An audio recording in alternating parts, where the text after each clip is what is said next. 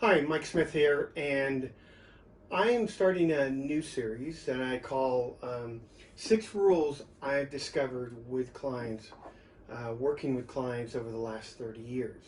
And so I'm going to have a 6 part series where I'm going to go over what I see as the 6 rules that clients, my clients, or anybody thinking about doing a home remodeling project need to keep in mind and such. So the first one is you want to be very clear on your wants and your needs.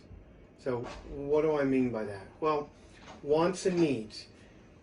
When you look at your doing your home remodeling project, there are things that you absolutely need. Maybe the house is dark, um, it's a small house, you have a growing family. There are things that need to be done for you to even bother going through this process. And knowing what those are and having those in mind is going to be very helpful. And I'll get to that in a moment.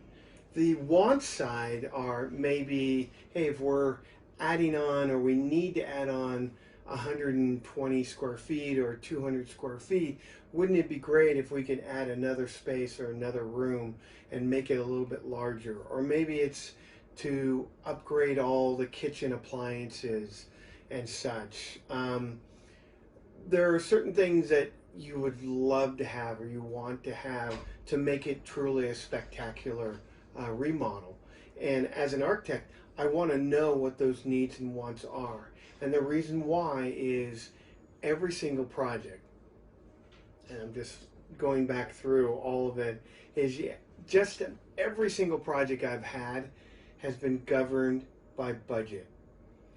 We're always trying to push the limit on that budget as much as we can. And I think that's great. In fact, I encourage that, at least in the schematic design part, is let's push it as far as we can, because an idea may come out while we're looking at other options, and we may throw those out, but that idea, that design idea, may be able to be applied in another reiteration of what the client wants. But when it comes to the price, once we get a price on it and we realize, okay, it's too big, it's too expensive, we're going to have to compromise. We're going to have to cut. Knowing what is a want and what is a need will help define where those areas are. And it makes it a little easier if you've identified them ahead of time.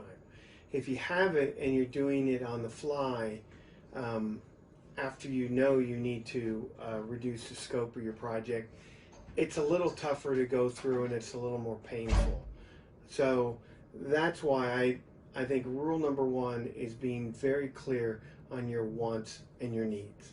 So that's it for the first one, and we'll see you at rule number 2.